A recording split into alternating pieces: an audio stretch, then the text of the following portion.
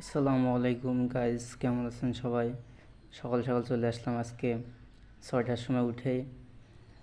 2 রাত 2 দিন পানি হয়। দেখেন আমাদের গ্রামের অবস্থা, মাঠে তো একটু ধান আর রোয়ার মতন অবস্থা নেই, পানিতে একদম সব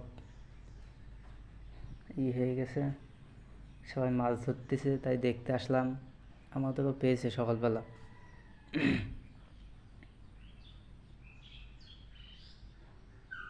যাক, ভালো, সবাই মাছ ধরুক। ওই পাশে আর একজন ধরতেছে, খাল মাছ হয়ে গেছে। আমি আসার আগেই নিয়ে চলে গেছে, আবার এখন আসছে। কালকে রাত 2টা পর্যন্ত ছিলাম, আজকে আবার সকাল সকাল চলে গেছি 6টার দিকে। হুম, আকাশে পানির অবস্থা এত খারাপ যে জায়গা নেই, পানি যে একটু যাবে সেরকম নেই। হ্যাঁ, যাক, প্রত্যেক ক্ষেপণে মাছ উঠছে, আলহামদুলিল্লাহ, ভালো।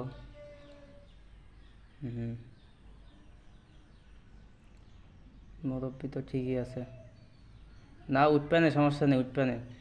উঠেছে উঠেছে, ওই তো। যাক, প্রত্যেক খাবারে আল্লাহর রহমতে ভালো মাছই উঠছে। শুধু ছাড়াই আবার ফেলানির দরকার। আমি আমি যাওয়ার আগে খাওয়ান মাছ প্রায় হয়ে গেছে, বাসায় রেখে এসছে, আবার এসেছে।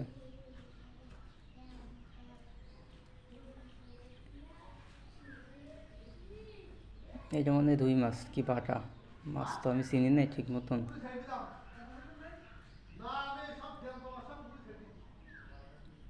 হ্যাঁ টনি ভাই, ফেলা ওর টাকা পান।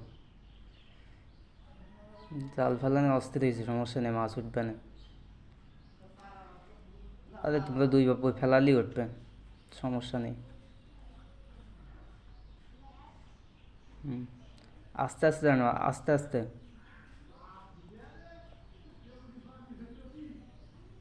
পানি যা আছে এখনো 2-3 দিন মাছ হবে, সমস্যা নেই আল্লাহ রহমতে।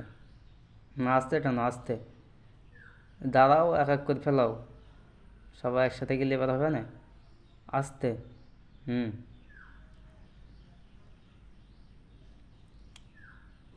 ওই তো উঠেছে, সমস্যা নেই, উঠবে না। ওদের মিস যাবে না একটাও, উঠবেই আল্লাহ রহমতে।